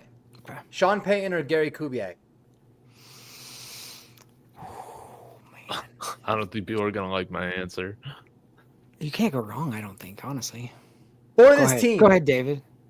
Dude. Oh, for this team? Well, you got to look at it like. Well, I guess you can go about it however way you want, but if you could substitute Gary Kubiak for Sean Payton on this team, would you do it? I guess that's kind of a hard question. You'd obviously say no because it's Sean Payton's team. So I guess in general then, because coaches it's a little bit more difficult. Absolutely not. Absolutely not. I know Brock Osweiler had like 5-6 games, whatever, man. But Kubiak came to make sure that nothing blew up, right? We don't win that year without Manning. I don't care how broken his hands were. They couldn't feel. But Wade Phillips, man, was the most important coach on that staff that year. And I love Gary Kubiak. Like, I love him. But if we don't got Wade Phillips on that staff, man, we're not winning that Super Bowl. Yeah, I would agree. Yeah. What did we fail to do in 2015? There were some shortcomings of the team, and I mainly think about adjusting on the offensive side of the ball. And with Gary Kubiak, you're forgetting that he's kind of a package deal with the trash can offensive coordinator known as Rick Dennison. So, oh God, remember, we were supposed to do a dual head coach thing with him and Fangio, and then LA said, no, you're not bringing your buddy Dennison back in this building as well. So yeah, if there is anything you can critique the 2015 team on, it's that they were very slow to adjust, and we have seen that Sean Payton might be one of the best coaches in the NFL at adjusting. So for this team, I'm not going with the pistol offense. I think that offense is just way too gimmicky. I think we need something with a little bit higher ceiling. And yeah, once again, we need a coach who will adapt. Now, Kubiak kept the team together, won a Super Bowl, kept us, our head on straight through all those important games. And Sean Payton has not shown the ability to do that yet, but I think he will. I think he will this upcoming year. And yeah, I'd rather have Sean Payton. Man, I love Gary Kubiak personally. Now, does he have problems? He's got a bad ticker when he's the head coach. Same kind of stuff Harbaugh's going through. I don't think that was real. Oh, it's 100% real. It happened to him in Houston, and then it happened to him here. So I totally think that's real. Are you talking about Harbaugh? Or are you talking about? No, well, did he actually? I remember he had that sideline incident, but did he actually have a stroke, or did he just say that was the reason he left? Because I always felt like he left and used the medical as as an excuse, but it's because him and Elway just butt heads because he didn't want Paxton Lynch. Probably both. I mean, it definitely was. Maybe Paxton Lynch should fuck his heart up. yeah, that would do it to anybody. Let's be honest. But Gary Kubiak, he was he had to press every button so perfectly that season to navigate with the way Payton went down, and then to bring in Osweiler, but then also to bench Osweiler, to bring Payton back in. It was a real it was sailing through the Bering Straits or whatever. It was rough waters there for a while, and he navigated through it and he got it done. I honestly don't think. You can. It takes everybody. You can't. You don't want to put Wade over anybody. You don't want to put this. But Gary Kubiak was. We don't win a Super Bowl without Gary Kubiak. You saw what happened with Peyton Manning the year before with John Fox. It was one and done against the Colts. So for us to go through that. It was a murderer's row, and the script he came up with to beat the Patriots in that AFC Championship was masterful. Now. That being said, Sean Payton is just a totally different personality. Sean Payton is the leader, and he is that general that you're oh my gosh, that's, one's a player. They're both kind of players coaches, but Sean leads with a little more fear than Gary Kubiak did. You feared Peyton Manning with Gary Kubiak. Yeah. You needed a Peyton Manning to be paired with Gary Kubiak. You can't have two nice guys. You have to have somebody be kind of the bad cop. And Peyton Manning would do that, the bad sheriff. Now on this team, Bo Nix can be the nice leadership guy, and Sean Payton's going to be the guy that scares people. So for this team with Bo Nix, Sean Payton. But yeah, that's not to diminish Gary Kubiak at all. But he's loyal to a fault. And that's a weird thing to say, but he's a better man than he is a football coach, and he's a really, really good football coach. Mm-hmm. I hope him and Elway are friends again. Me too. Have you guys all answered it? Did you go, David? You did, right? Okay. Yeah. Oh yeah. I do have 4 more, but I'm just gonna save them for next week because we're gonna go way over on time if we do those. So I have 4 more for the who's worse though. So I had 8 for both. This is gonna be fun. You guys, those are good. I love those. Those are really good. I'll ask you guys individually, and then we'll do a 4th one for the whole squad. Okay? Dude, that sounds great. Yeah. And it's such a perfect segue. It's like sometimes I feel like me and Kodiak are always on the same page. And I swear to God, I obviously had no idea what I wrote and vice versa. I had no idea what he was going to say. But Kodiak, who's worse, Rick Dennison or Pat Shurmur? That was one of my questions. So you kind of put it out there. I think David will be able to help me out with this one because Dennison won a Super Bowl as our offensive coordinator. Whereas Pat Shurmur, what did we see with Pat Shurmur? We saw 2019, it looked like Scangarello's offense was on the up and up. It looked like Locke, Sutton, Fant, Right. dudes. Yeah, exactly. It looked like all those guys were on the up and up. Reisner, too. And then Pat Shurmur comes into the building, and it's just like, we got nothing. It's just like all of our... I mean, look at Shador. Shador went from being the number 1 pick to the 5th rounder, bro. Yeah, literally. You want to know why? Because they asked Pat Shurmur, what NFL quarterback does Shador remind you of? And this dumbass said Daniel Jones.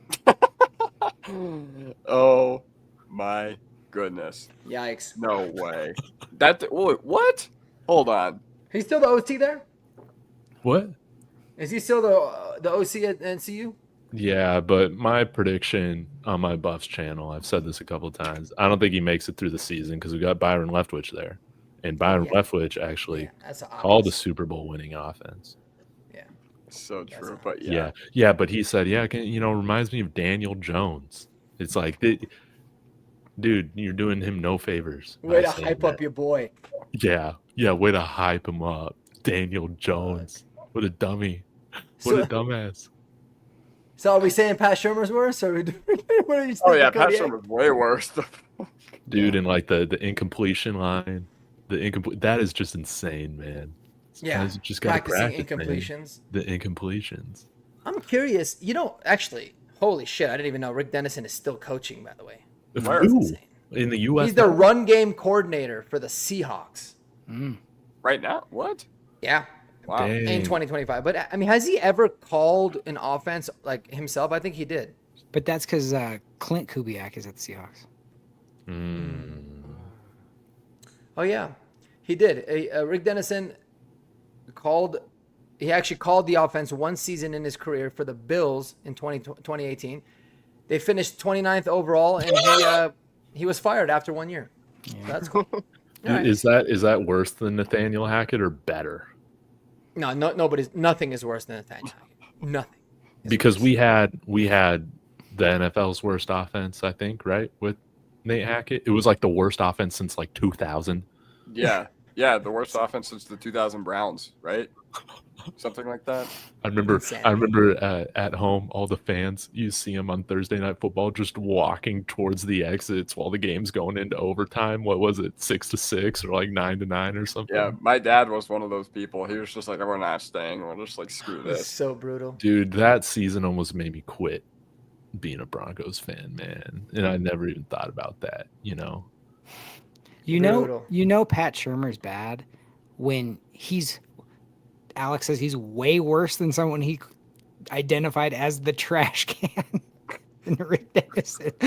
But I totally agree. Rick Dennison was a Super Bowl winning special teams coordinator. Rick Dennison was a Super Bowl winning offensive assistant head coach or whatever he was when Kubiak won it. And he's not an imaginative play caller, but my God, Pat Shurmur was the most infuriating. That was the most infuriating season watching him. That play call. I was just like, and not only that, but it's one thing to be like bad, but you're interesting. He was the most boring like press conference I've ever seen in my entire life. When they would interview him once a week, I was just like brutal. Oh, it was, dude. If anybody's having trouble sleeping, you don't need to do, the pills. You don't need to spend money on any of this stuff. Pull up a Pat Shurmur press conference. You'll be out in under 60 seconds. I guarantee it. Jerry Rosberg, man, he's the one that I fall asleep to watching his press conference. But those are good dreams because Jerry Rosberg's like an inspiring, like, let me tell you something. Now, that was a little slow. It took 15 minutes to get to the point, but at least I felt good at the end. I loved Rosberg. I Yeah. could listen to that dude talk all day, dude. Yeah, Pat Shurmur, dude. It was like, Pat Shurmur. It was like, yeah, you don't even need anesthesia in hospitals, honestly. Just throw on some Pat Shurmur and everybody like count to 10 backwards and you're out. Now, out. Eli's got a nice question here, but I just got to say this, man. Like, looking back at it, Nate Hackett, he was a total cuck, dude. He totally gave that energy, right when he was talking about Sierra and all that stuff. Like, the dude was just a creep, man. He was a creep. And, allegedly, we're not getting Empower Hour sued, Horsepower Hour. Power hour. Gosh. Okay. Overtime topic. You guys ever thought about doing a group buy for a Broncos game? And I'm curious what y'all's thoughts are on, if we could all go to a game together. Which one would we go to? I'm pretty, would it be a home game or an away game? Let's go to London, bro. Yeah, if we're gonna just pick. Dude, yes. That go to would, London. yeah, that would be spectacular. We can If go I had watch a a little little bit bit of of money. Tottenham soccer out there because it's in the Hotspur Stadium. Yeah. Yeah, I don't know what Walmart. the hell they eat in London. I heard the food sucks, but we'll have their food. Have some beers. Here's the thing. They got pubs, dude. Pubs, you can find good food in a pub. Yeah, we'll figure something. I mean, I'm not picky. I'll eat whatever. I don't care. I just mean- want to do a pub tour anyway, so like this will be a great Yeah. excuse. Do they have Play some weed golf. there? Like, Probably not. like David's trying to get arrested before the what game. is British weed like? I heard you talk with an accent when you hit it, though. I don't know. You're just like, I know. Shine your Hello. shoes, governor. Go Broncos. I think it'd be really cool to go to Texas and visit David, obviously, and see them in Houston next year. Because the crowd's going to be 50% orange. Remember when we played them 2 years ago? Yeah. The crowd was like pretty much all Broncos fans. And the Meow Wolf is legit. It's all like hip hop themed in Houston. So it's Yeah. gonna be like really cool. As long as it's not in the summer, like in the early part of the That's season. what I'm saying. Fuck Yeah. that. In November, Houston- bro. Houston in the summer or September. Oh, yeah, it is in brutal. November. Now, in November the would be words good. of Kirk Cousins, I would want to, what is it? Walk into your trap, take over your trap. I want to do that in Las Vegas, baby. I think a Las Vegas Broncos trip would be so much fun. We could say, Dangerous, brother. yes, but that's how it should be, man. Stay at Circa, then you can go into Fremont Street, see all the freaks. Last time I was there for Summer League, walk right out onto Fremont Street, some dude smoking crack right in front of me, man. You can't get this anywhere You else. can't get that anywhere else. Actually, you could. You can walk around Seattle, get some of that. You go walk down 6th You Street. get some heroin. Street. 16th Street Mall, you'll definitely get some crack. Some what was the term on DNVR? The Colfax mode, going Colfax mode. I love that saying. We are going Colfax mode. All right, David, you ready for this? Yeah. Who's worse, Michael Schofield or Matt Pert? Oh, dude, man, Michael Schofield was so bad. He was so bad. I'm going with Michael Schofield. And, Matt Pert hasn't even traumatized me. That's why. But Michael Schofield, this guy was what, a second round pick, right? This guy couldn't play any position on the offensive fourth, I line. think. He was Yeah. How many sacks did he give up before Tyler Columbus got put in? Was it 5 or 6 sacks he gave up at like right tackle in one He gave up game? 5 sacks to He gave up- Khalil Mack. Yeah, he gave up 5 sacks to Mack, and I remember Peyton Manning when he came back, when he was in the, his comeback game against the Chargers week 17. He was like, "I am not going out there." With that It's like, I ain't playing with that motherfucker." fucking guy. Dude, that's so funny. To his credit, they moved him inside the guard, and he actually played pretty well at guard. Well, he saved his career with the Chargers, I remember, right? He did. Like, Yeah, he playing moved that- in a guard. He played all right. They signed him, and he made a career for himself. But that was the best. But Peyton Manning was like, "I'll go in, but not with that. Not with that. Hell no." I love that. I love that. All right, and then Jeremy. Yeah. It was hard for me to find like current players because we don't really have a lot of like bad players or like there's guys that we don't really know enough about. So I had to probably keep it a lot to like. Especially now that Lucas Kroll's at tight end university. Yeah. Oh, was he there? Yeah, there with Evan Ingram. What's Anyway, the GPA there? 0-0? What was the worst signing? Actually, hold on. I have a lot of funny ones. I'm gonna save the funny ones for the group for sure. Okay. But okay, well, because this one I'm not even sure if it's that good. It's probably gonna be pretty obvious, and I don't want to give you an obvious one. So I'll do the other one. Who's worse, Josh McDaniels or Vance Joseph as a head coach? McDaniels, because he's a freaking prick, and he He's a prick. not to put it lightly. Sorry. Went on auto mode there. Yeah, the thing about Josh McDaniels is everybody tries to pretend like Sean Payton. Oh, he's like, oh, he's the smartest man in the room. Just ask him. Freaking Josh McDaniels thinks he's the smartest man in the room, and he will freaking detonate your team. Vance Joseph, I don't love him as a head coach at all, but he had to coach that season a little bit, two hands behind his back, and kind of yes sir'd and had to do what he was told a little bit. Josh McDaniels was thrown the keys by Joe Ellis, and he freaking ran that crap into the ground. He immediately ostracized our most important player, Jay Cutler, who was like on the come up at the time. He thought like Lonnie Paxton was the biggest signing he needed to do, and get rid of the long snapper and bring in like, it's just like, what the heck are you thinking? Now he did, yeah, he had a cheating scandal. He sucked all the way around. He was an absolute mess, and every time he's got another opportunity, he's shown exactly who he is. Now he's a very smart offensive coordinator, and Vance has had a very good job, done a very good job as a defensive coordinator. Neither one are very good head coaches, but yeah. Vance Joseph I is think Vance will be a embarrassment. good head coach in a second time. You know, Vance is one of those guys. He's one of the only like of all the coaches that we've had that have sucked, and there's been a lot of them. He's the only one that I was like, I don't know why, but I just still really like the dude. Like, he was always such a lovable person, always kind. Like, right. I'm really happy that he's doing really well as a defensive coordinator, because I always rooted for him, even though he was like totally in over his head.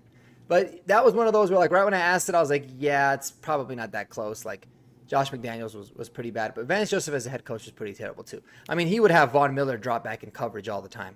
It used to drive me absolutely bonkers, dude. I'm like, that's a really good idea. Yeah. Why don't we just drop Von Miller back in coverage all the time? That sounds like really logical.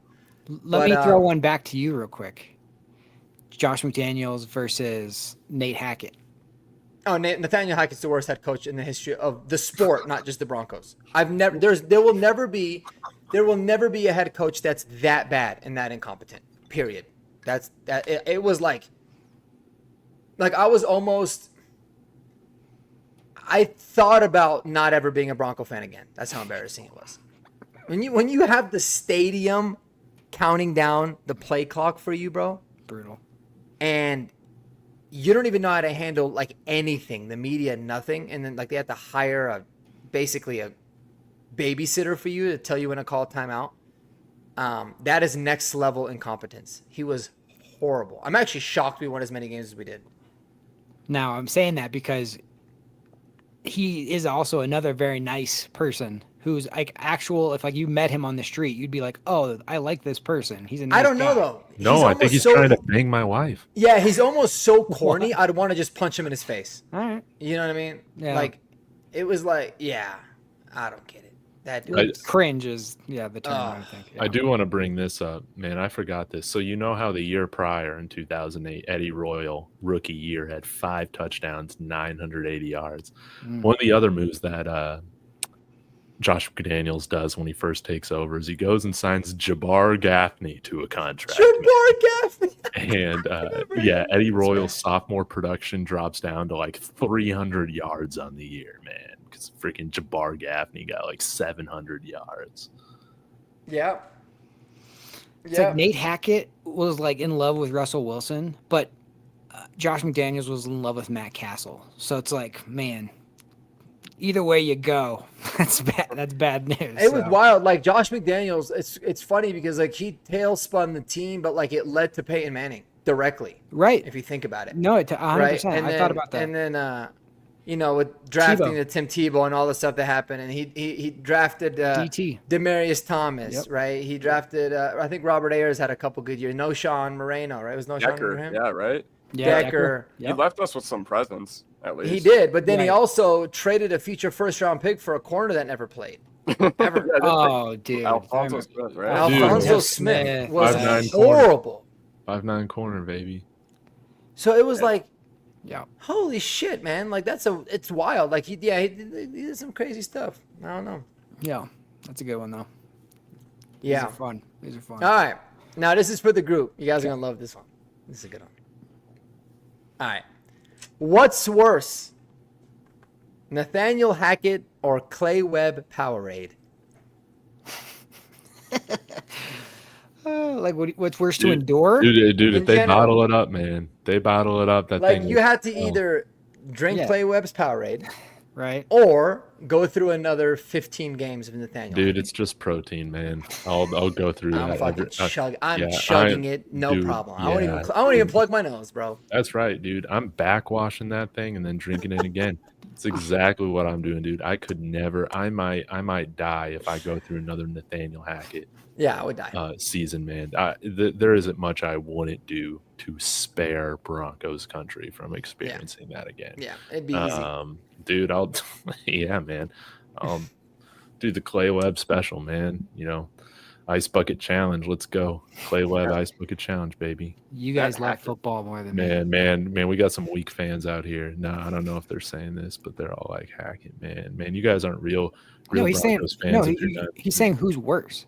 Oh, Yeah. my bad. I thought they said that they would Yeah. Oh yeah, who's worse? No, wouldn't yeah. drink, the Clay Webb juice, but I wouldn't, I would. God, True Broncos fan. if it meant I didn't have to endure Nathaniel Hackett again, I would say skip the Powerade. I'm right here. Powerade bottle right here. All right.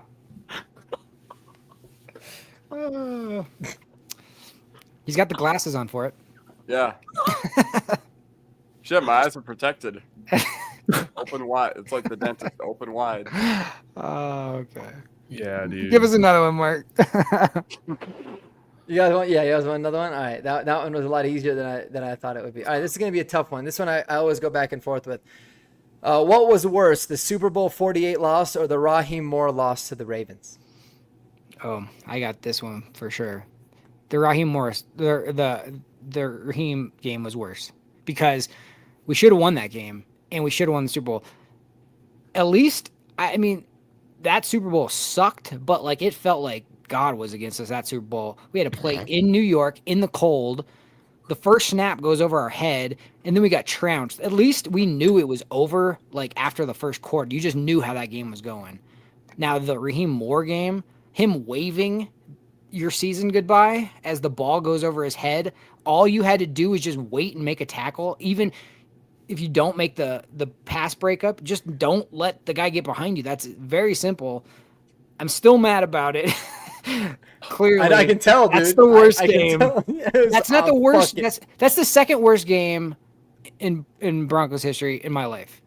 And we've lost 4 Super Bowls in my lifetime, but the Raheem Moore game is only second to the Jacksonville game, which ended up leading to in 96 led to the Right. Super Bowl 97, 98. That's the tough thing though. Like, okay, winning Super Bowl 50 made the Raheem Moore game a little bit better, but like, It made 48 dude, we could have three-peated if we beat the Jags. I know. Like for sure, we would have three-peated.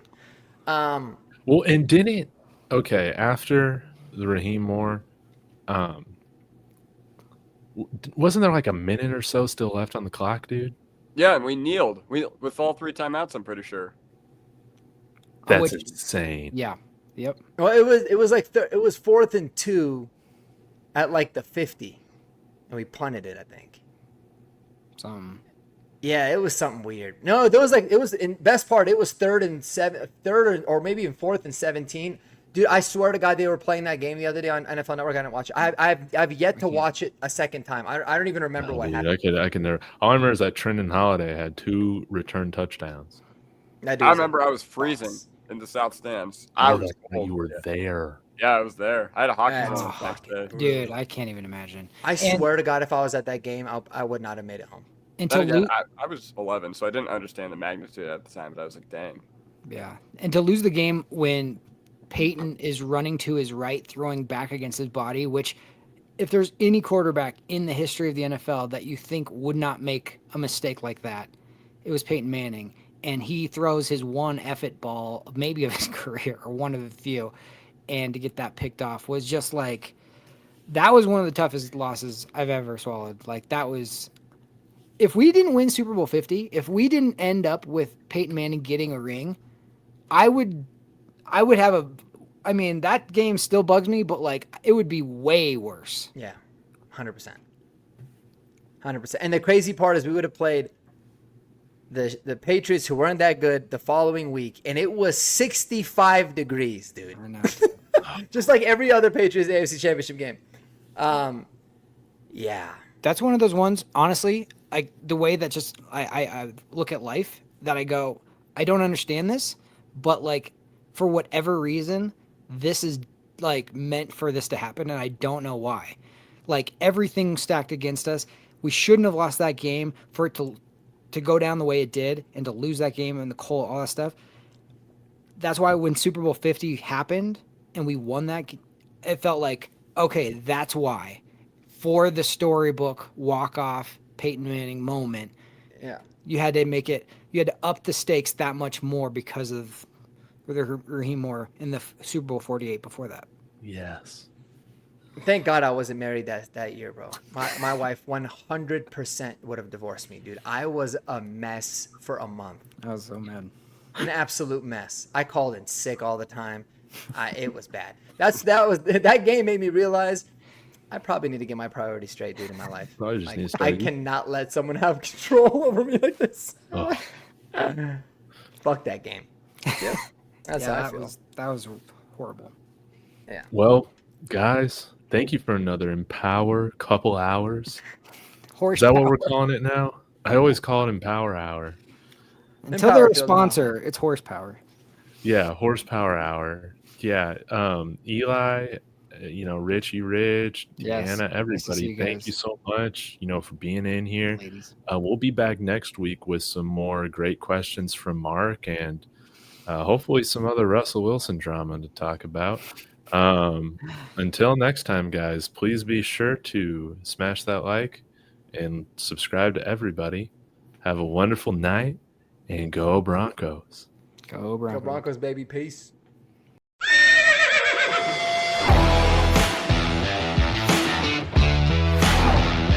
God bless Bo Nix. That's sacrifice. He's grabbed and he's going to be sacked.